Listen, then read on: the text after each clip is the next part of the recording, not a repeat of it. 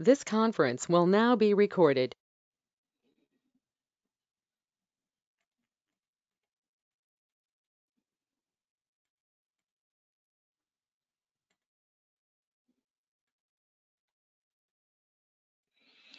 Okay, so last time we used this component, right? So if you want to read the data from the database as a source, right, then I can use this input table component. So to connect with the database, what we'll be doing is we have to create a database configuration file. So which we called as a .dbc file, right? .dbc file. So this .dbc file will be created. Okay, so with respect to the each and every schema you want to connect with, right? Suppose say I have multiple schemas in my application, right? So each and every schema I have one DBC file being defined with. Suppose say I have a state schema, right? So I have a state schema where we have few tables and we have some region schema, okay, and we have some global schema, okay, and then we have some audit schema, right? So we have multiple schemas. So for each and every schema, I need to create one respective .dbc file, right? So for the database connection. So we'll be creating this DBC file once, and I'll be using that DBC file for connecting to the database, right? Okay. So in general, whenever we define this DBC file, right? So whenever you define the DBC file,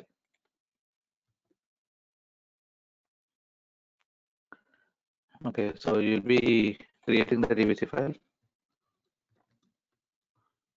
Okay, create the DBC file, and you can use this DBC file, right, within the environment, right? So use DBC file for DB components. Okay, for DB component, I'll be using the DBC file. So each and every environment, right? Okay, when we are connecting with multiple environments, okay, we have to see whether this DBC file will work for each and every environment or not. Okay, so when it comes to development, right, or SIT or UAT, right, or any kind of other prod test environments, right? So how it will work. So this is dev environment, and this is SIT environment, UAT environment, prod test, and production. Okay, these are the environments we have it. So we'll see the DBC file first, and then we'll come to this point. Okay. So when we are trying to create the DBC file very first time, so what we'll do is we'll come to this input table component. So config file. Okay, so click on the config file.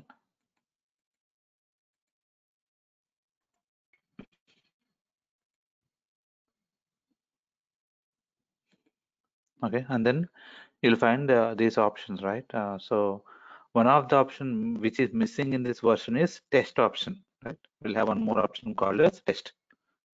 Okay, so which will be useful to test the DBC file, right? So that option is not available. But if you want to create a new DBC file, I have to click on the new button, right? I'll click on the new button so that I can create the new DBC file. Okay, so to which database you want to create it with? Okay, I'll be selecting the database for which database I need to create the DBC file. So once it's selected, it will be generating the prototype of the configuration file, right? So you'll have the configuration file getting created now, right? The basic template what we have it. Okay, so the font symbols, whatever you're seeing, this is for like a commented lines, right? Commented lines within the DBC file. But you'll find some parameters have been available. So where we have to define the values. Okay, so DBMS if it's available, right? So which is defined historical, but DB version, which database version you're using, you have to provide the version details here. Okay, suppose I'm using the 12 version. Okay, so once we provide the DB version, come to the DB home, right? So where is your database installed on, right, within the host level? Okay, what is the DB home path? Okay, what is the DB home path? So database will be available, right? Installed. The client will be available here. So where we can connect to the database, right? So the DB home is nothing but the path where my database is installed, right? So you can come to know the path of the database environment variable using Oracle underscore home, right? Using Oracle underscore home. So once we created the once we are checking this Oracle home value, right? So then I'll come to know what is the DB home path, right? So that is the path I will be providing here. Okay. And next is the DB name.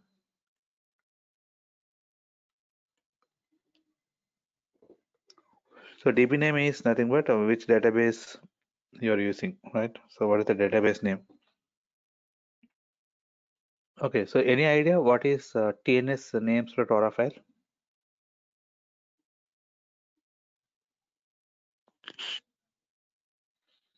No, Kumar. T- No, huh? no, Kumar. No idea.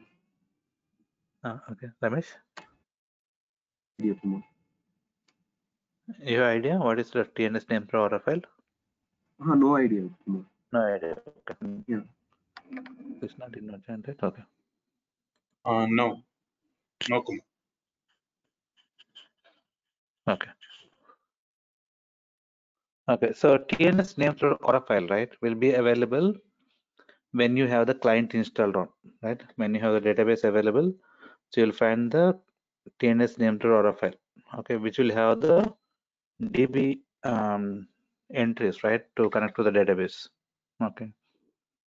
So if you find,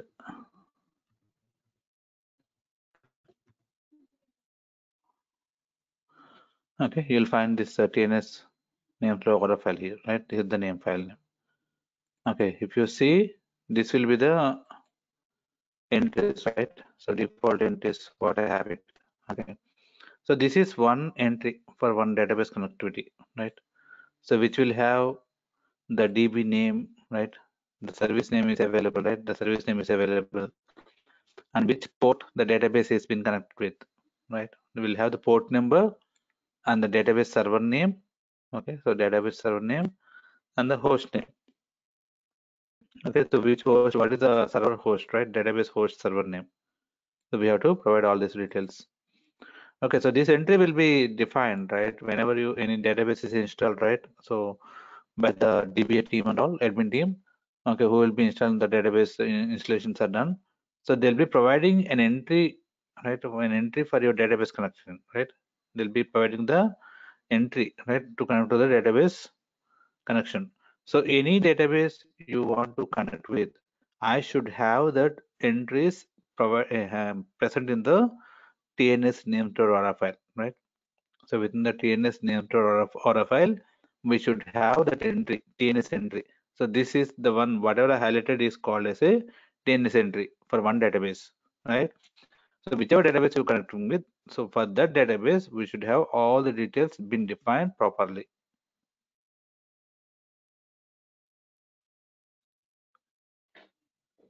Okay, so like in general, like whenever you're working with the new database coming up in your environment and all, right? So you'll ask them to, right, support team to add an entry into this TNS named Aura file, right? So wherever this Aura file is available in the host level, you'll ask them to modify, edit it, right? Add one more entry, this is the so and so entry, right? I have it. So where I have to connect with the database. Okay, so this Aura file will have the DB name and all, right? So I'll get these details, right, once I want to connect to the database, right? So I'll provide the DB name, right? So which database name I have to connect with. Okay, and next thing is DB node. Okay, so DB node is to which node you're connecting with, right? So this will be local host. Okay, the by default it will be local host keyword. Okay, and next thing is the DB character set. This is like commented out here, but in case suppose say in your application, if you're working with the data which is having some Unicode character set, okay, which is having some Unicode character set, then I have to define with UTF-8, right? Then I have to define with UTF-8. Otherwise, it will be, this is not required. Okay, in case if you are working with the ASCII data. Okay, so Unicode character set is different, UTF-8. Have you heard about it? Unicode character set, ASCII character set. Unicode is fine. UTF-8, no. Which one? UTF-8. UTF-8, right? That is the Unicode character set. Okay. Okay, so we'll have some set of special characters, right, within the keyboard now, which are not present in the keyboard and all, right? So that belongs to the UTF-8 character set. Okay. Okay. So you'll have the data, right? Suppose in your application, if your source is sending some Unicode characters also, right? Data from the source level, right? So then even we have to define the ETL DMLs with UTF-8 prefix, and even the DML, this DBC files also should be created with this flag, right? We should enable this flag. Okay, that means you have to remove the comments of DB character set, and then we have to make it as true condition, right? So and UTF-8 value. Okay. So in case if you are defining the DMLs, right? Suppose say you are defining the DMLs. Okay, I have the product name. So how we are defining the DML? So string and then the delimiter, and then you have the field name, right? Here's the way how we are defining. So this is nothing but this is ASCII by default. Okay, so by default it is ASCII. But in case if it is UTF-8, right? UTF-8. So which is nothing but Unicode character set, right? Which I have it from the source level. Then I'll define this as a DML, right? So this is nothing but it is Unicode character set. Unicode character set. Okay, these are the DML changes, what I'm talking about, right? So the DBC file, for DBC file, we need to remove these commands and then you define the value, right? So define it like UTF-8. Okay, so once you provide these details, and we have the username and password also, which has been commented here. You have to uncomment this username and password, and then we have to define the value, right? So to which user and what is the password, you have to use it here. Okay, so if it's dev user one, right? So this is the dev username, and password, I have password. Okay, so I'm going to provide all these details. Okay, so now tell me, like once I define all this, right, I'll save it. Okay, I'll save this file.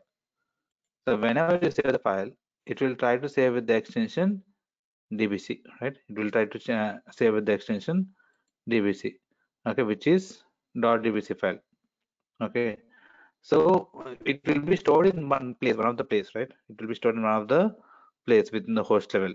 So as this is Windows environment, I am storing it in the Windows platform, right? But when it comes to the Unix environment, this DBC files and all will be stored in the Unix environment.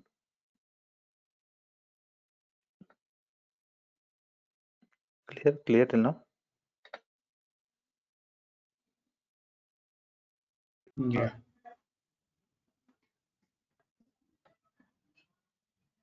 Hello?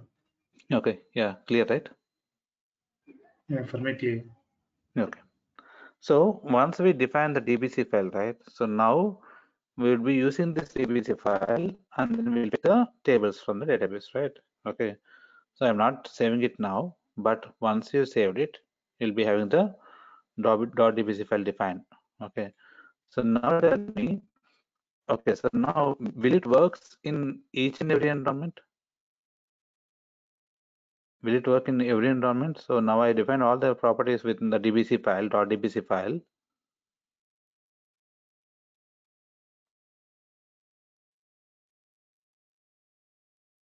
Right. And do you think that the DBC file will work? The connection details, username, password might be the same, but the connection details will be the same for all the environments. Yeah. So now, what are the high-level details I am providing here? Yes. Username, password, the node, Oracle Home, node, yes, and then what else?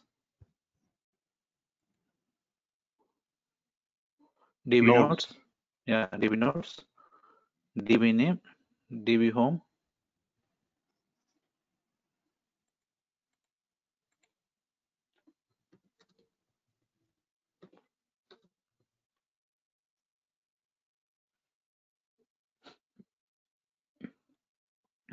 Okay, and then DB home. Okay, so which inputs will be changing? Which values will be changing? What is Oracle Home and what is DB Home? Yeah, DB home is Oracle home. Okay. So these things will change, right? Everything will be getting changed. Okay, so username will be same. Username will be same. Okay, so passwords will be different. Okay, for each and every environment. So now we are creating the DBC file. Okay, if you are thinking that I am providing all the information belongs to my development environment, okay, so I'll be able to connect to the development environment if everything is good. Okay, so now the DBC file, whatever you're creating, it will be having, suppose I'm having development details, right? Development environment details. So it works only for development, right? So it won't work in the SAT, right? Or UAT, right? So, or protest or production, it won't work. Okay, but we will be generalizing this DBC file. Okay, generalizing this DBC file like a generic, and then I'll pass the values.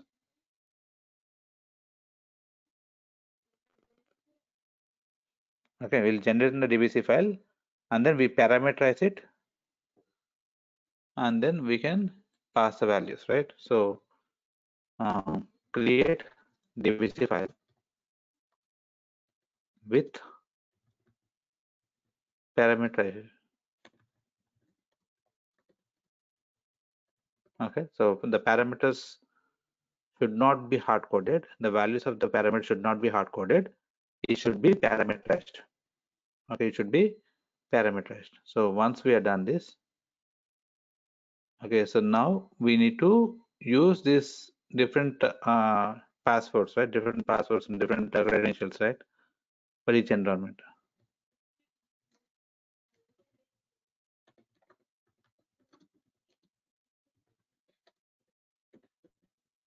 Okay, and then I can create the different credentials for each and every environment.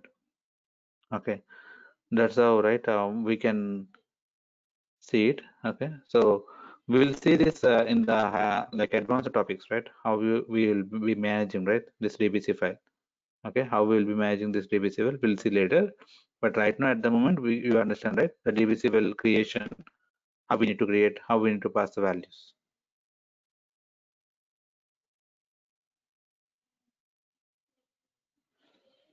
Okay, clear? So what I'll do is, I have the DBC file already available. I'll browse it. Okay, once you browse the DBC file, I can browse the tables, right? I can browse the tables. So whichever table I want to read it, I can select the table and click on OK.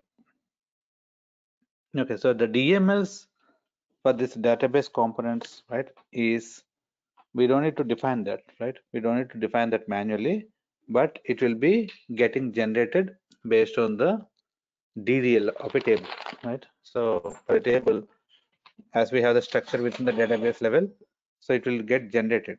So we will not write the DML manually. So two ways, right? So if you go to the ports tab and click on generate button, this is one way to generate the DML, or you click just directly go to the OK button, right? Click on OK button so that the DML will be generated, right? So I'm using the first option, right? So go to the ports tab and then click on the generate button.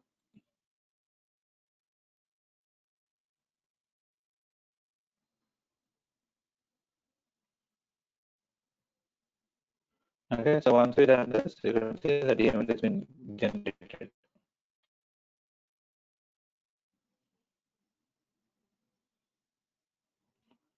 Okay, so this you can see the commented lines for each and every column. What is the field name and what is the length of that field?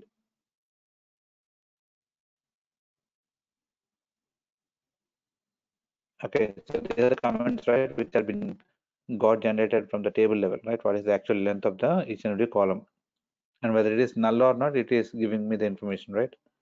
Equal to null implies that it is a nullable column.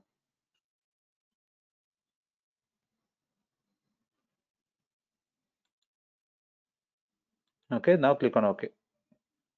Once we done this two definitions, right? So once we define the URL plus DML.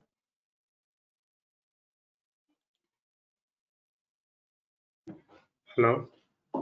Yeah. Kumar, sorry, one doubt here. Can you open that definitions? Which one? Which definitions? The table definitions.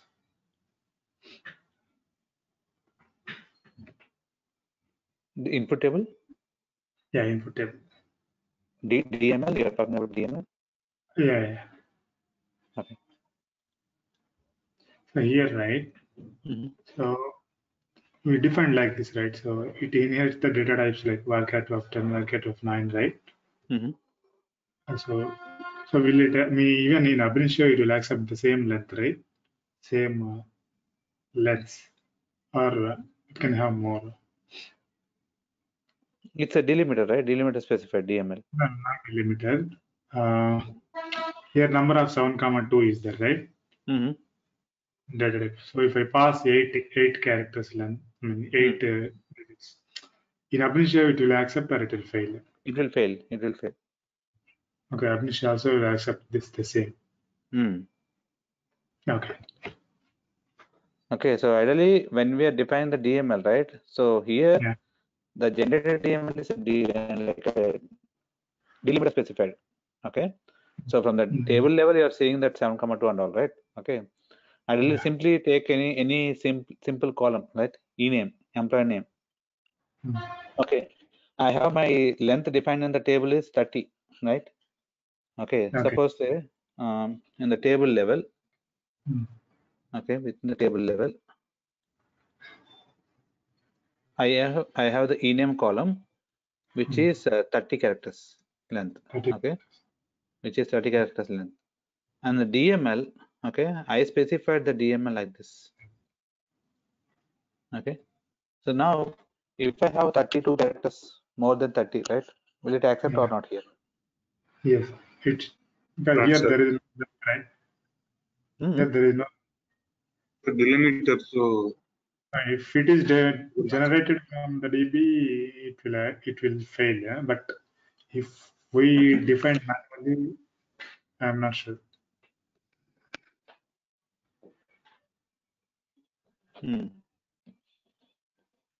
But like there is no specification, right? How much is the length for this column, right?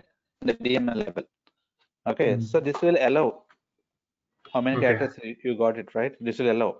Okay, you map it or you get from the source, right? It will allow. Okay. But if you added this maximum length, okay, so 30. Okay. This additional feature, right? Additional feature for the DML. So instead of simplifying with the delimiter, I'll add the maximum length keyword also, right? With the DML level. So you specify what is the length for this column, right? For this field. So that what will happen if there is more than 30, it will fail at the initial stage of the graph itself, right? Otherwise, what happened is earlier days, like when we are defining the DML without maximum length, okay, it will allow you, right, throughout the ETL process. At end of the table, will be having an issue, right? Why? Because you got more than the number of characters defined table level, right? I have more characters received from the source and you processed all the way. Okay, so that way in the tabular loading itself, right, will be seeing the issue. Otherwise, we were not seeing the issue till that point, right? But if you define this maximum length keyword also, it will stop at the first initial stage itself, right, of the graph.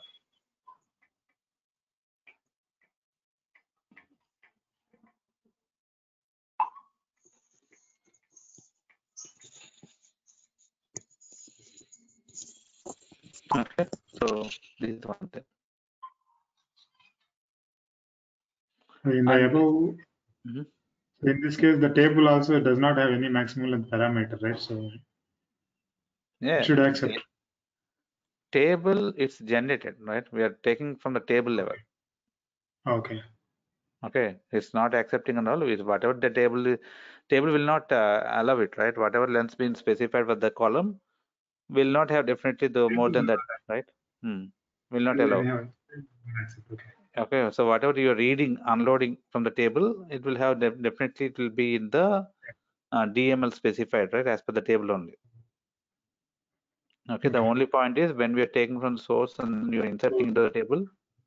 Okay, so that there itself that should match all the way. Okay.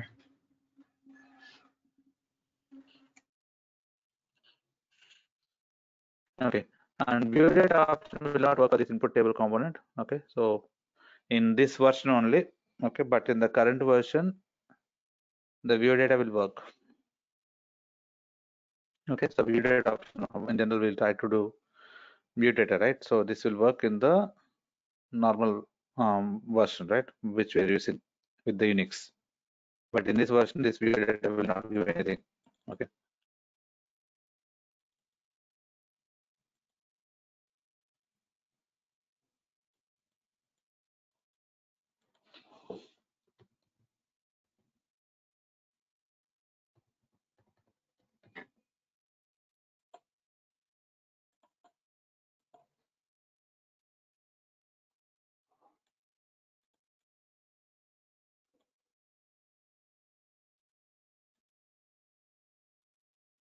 Okay, so now I just define the input table properties, and this view data will not give you the output, right?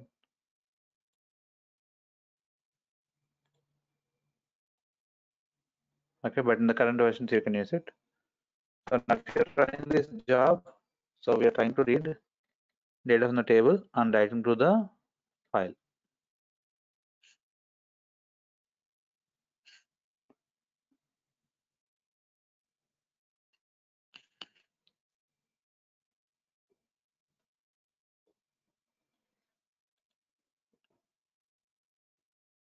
Can we do the same as well with the flat file? Flat file as well. Take input file and directly connect to output file. Or do you need any transformation? Okay. You can write it. You can write it, but provided these two input and output are different files, file names. Okay, and there is no mandate parameters. Okay, there is no mandatory parameters that I have to define the input table component. Okay, so even the parameters whatever I defined in the last layout, right? So this will not be existing in the current versions, right? So this parameter won't be available.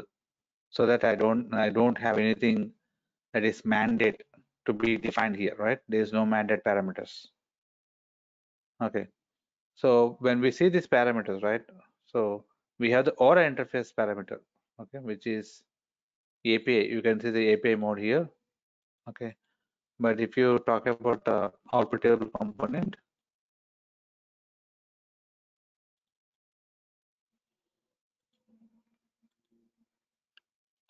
okay, the Aura interface value is having two options: utility and then API. Utility and API, right? So the default option is utility mode for the output table, right? We have two options, utility and API mode. So when it is utility mode, right, how this works is whenever it is trying to load the data into the table, okay, whenever it is trying to load the data into the table, so the interface, right, or interface will be utility mode, right, or interface will be utility mode. So whenever it is utility mode, it will follow the utility SQL star loader, right? SQL star loader is the utility which will be supporting this, and then the loading will be happen. So during that case, it will disable, right, the constraints and indexes on the table. Okay, it will disable the constraints and indexes on the table, and then it will load the data. Once the loading is completed, it will be enabling those constraints and indexes automatically. Okay, that is utility mode. Okay, But when it comes for the API mode, okay, when it comes for the API mode, so API mode will try to check the data for each and every record level, right? So constraints and indexes won't get disabled. For every record, it will validate the constraints and indexes, right? If there is any violation, it will fail the component, and then even the graph will be failed.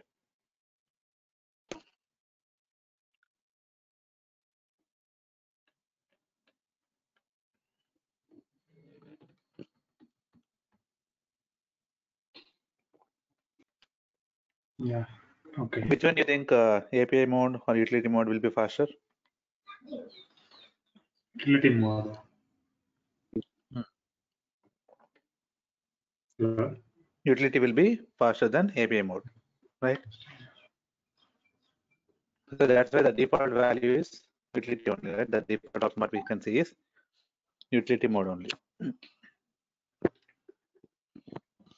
Okay, so according to the constraints and indexes, right? So we have to try and take care of the process before itself, right? So that means if you have some duplicates or anything, right, you have to handle it before the loading process itself.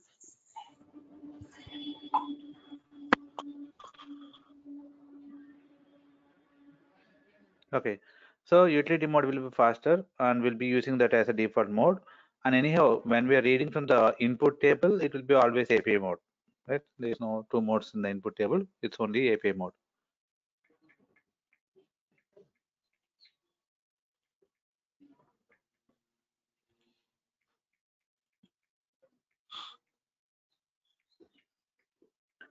Okay, next is like fixed DML. So this is false by default, right? If it is a true condition, then the DML generated for this component will be fixed length DML, the way you are seeing in the client's input file. Okay. And the column delimiter, what is the delimiter you want to use it, right? So here you can see the DML is specified. The generated DML is having some special character which is called as a CIDLA delimiter. Okay, which is called as a CIDLA delimiter. So this is called CIDLA delimiter. So it is in the older version we are able to see the CIDLA, but in the current versions, in place of this CIDLA, you'll find the delimiter like /X01.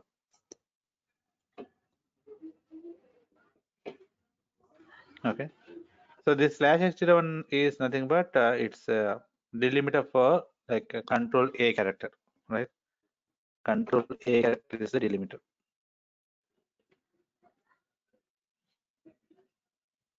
Okay, so sometimes your data files also will be having this kind of delimiter, control characters.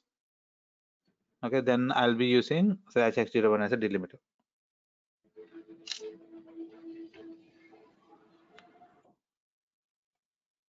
Okay, so if you are defining this as true condition, fixed size DML true, it will generate the fixed length, right? DML generated DML will be having the fixed length. And column delimiter, you can specify, right? If I want some pipe as a delimiter, I can specify, right? Pipe. And then click on the generate button.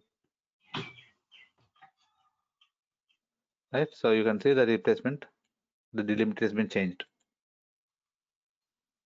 And the maximum rows, how many records you want to read it, right? So we will not be using this parameter even. So in case if you want to limit the number of records on the table, right? So we can use it. That too, it will help you only for testing purpose. Suppose I have a table which is having lot many records, right? So every time I need to read only 100 records, I want to take only 100 records on the table, even though we have so many records on the table, right? So in that case, I can specify this 100, max rows is 100.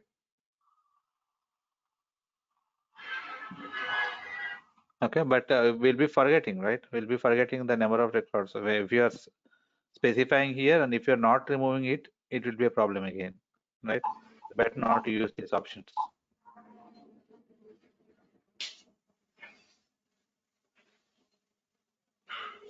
Okay, and AB local expression, this is a construct Okay, this is the construct to do the parallel unloading, right? So if you see the input table component here,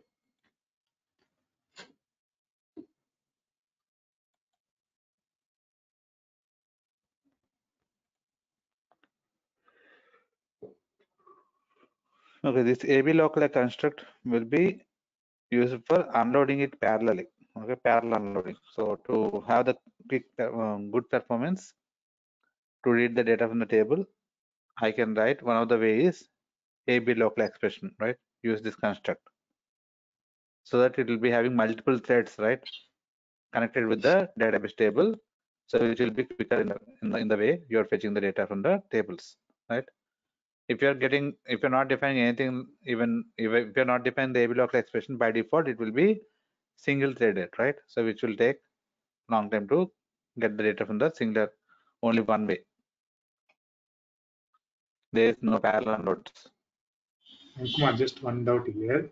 So the AP local parallel will work for both for source and target. I mean, from the source while extracting the data. Only for source. Only for source. Right, only for source. Sorry, only for extracting the data or only for loading the data? Only for source in the sense it is extracting. Extracting. Okay. Okay, sorry. You applied this property for source data. Yeah. And remove delimiters is false by default.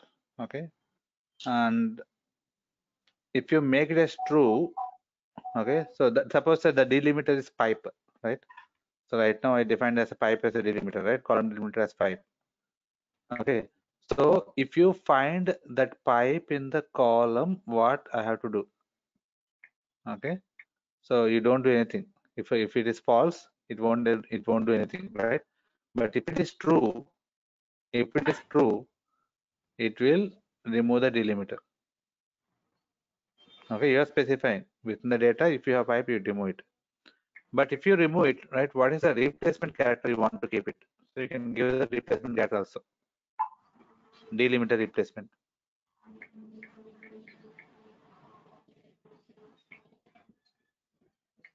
Okay. And then Oracle Max KB, how much kilobytes of data I can do the parallel unloading, right? That I can define here. Okay. So ideally, no parameters will define. Okay. So all the not a mandate, right? So defaultly we have some values been defined already. So for the input table component, other than the table and DML also will be getting generated. Okay. The rest of the parameters are like by default, it will have some values. Okay. But while reading from the table source, we have one more option called as select statement option, right? So where I can read the data from the table using the SQL query.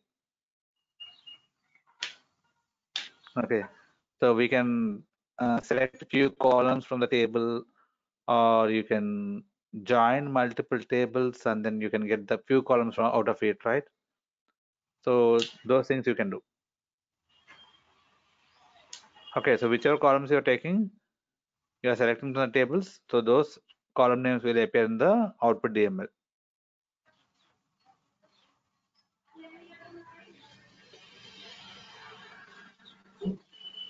Okay, so the SQL statements, right? So the SQL statements, I can store it in the .sql file, and the .sql file will be stored in another sandbox only, right? And one of the folder of the sandbox will have the .sql files.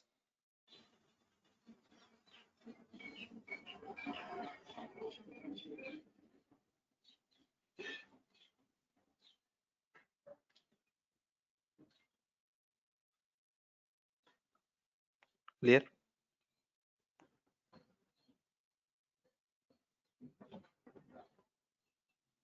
Yes, Kumar.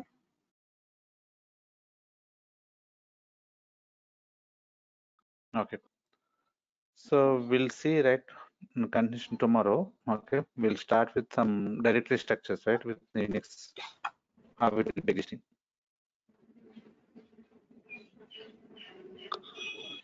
Okay, and Srinivas, your issue got resolved or still it's existing?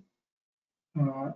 Yesterday I uninstalled it, but due to not well completely, I haven't Okay. tried it. Today I will check that and I will let you tomorrow. Okay. Yeah.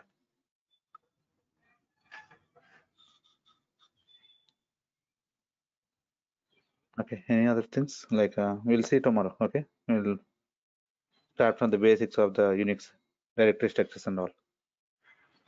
Okay.